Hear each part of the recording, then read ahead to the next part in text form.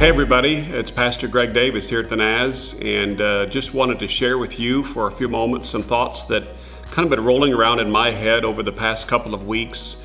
We've been talking a lot about faith, and boy, as you look around our world today and all that's going on, faith is an important topic as you think about what it means to us during these times of uncertainty. And I don't know about you, but when I think about faith, I'm thinking about something in my own life where I need to be grounded. It's that rock, it's that anchor that holds me in the midst of all of the chaos that's going on around us. And so I shared a few thoughts with the church board a couple of weeks ago and thought maybe it would be an encouragement to some of you as well. And again, if we ever needed faith, boy, we need it now. Because our world does seem to be out of control. We watch the news. If you're still watching the news, there's all kinds of things on there that are depressing, things that are out of our control, things that we wonder, what in the world is going on. But what I want to say to you today is God is in control. And we can take a lot of confidence in the fact that God knows where we are and He knows what we're going through. And we can trust in Him. And the reality is faith is so essential to the life of every believer. The Bible talks repeatedly about the importance of faith, that it is literally impossible to please God without it.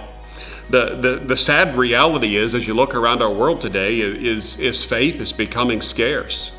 I mean, our world is becoming more and more faithless, and it seems to be falling out of fashion, if you will. There's a lot of people who are losing their faith.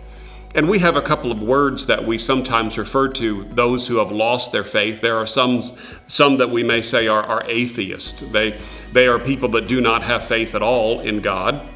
They would say that God is not real, that there is no God, and we refer to those kind of people as an atheist. There are also people that you would might refer to as an agnostic. And an agnostic is somebody who says, well, maybe there is a God, but He really doesn't care about me, really doesn't relate to my life, is really irrelevant to me. So there might be some higher power, there might be some God out there, but they really don't have faith in Him to work in their life. And as you think about both of those things, it really is sad, because they're missing out on that rock, they're missing out on that anchor in their life that is so important. There's a passage of Scripture that my mind has turned to over the past couple of weeks that talks about faith, and it's that great faith chapter we read in the book of Hebrews. And this is an interesting book as you go through Hebrews. It used to be thought, Paul probably wrote it. He probably didn't. It's fairly distinct from some of his other writings. So some believe that maybe Barnabas wrote it. Others say that maybe Apollos did. But regardless of who the author was, we believe it is a part of the Word. And there are some really fascinating and I think helpful and encouraging things as we read through Hebrews. But Hebrews chapter 11 is known as that great faith chapter. And I just want to read to you a few of the first verses as we look at that. It says there, "Now faith is confidence in what we hope for and assurance about what we do not see. This is what the ancients were commended for. By faith we understand that the universe was formed at God's command, so that what is seen was not made out of what was visible. By faith Abel brought God a better offering than Cain did. By faith he was commended as righteous when God spoke well of his offerings. And by faith Abel still speaks, even though he is dead." And he continues on in that chapter, listing a lot of people through the Scriptures that we would quantify as having great faith. He goes on in verse 5, "By faith Enoch was taken from this life, so that he did not experience death. He could not be found because God had taken him away. For before he was taken, he was commended as one who pleased God." And then there's this brief interruption before he goes on and begins to talk about some other people of faith. Verse 6 just seems to be inserted in there. It doesn't even seem to fit in some ways, but it's an important insight as to the Hebrew writer's thinking on faith. And this is what he says in verse 6. "And without faith it is impossible to please God, because anyone who comes to Him must believe that He exists and that He rewards those who earnestly seek Him."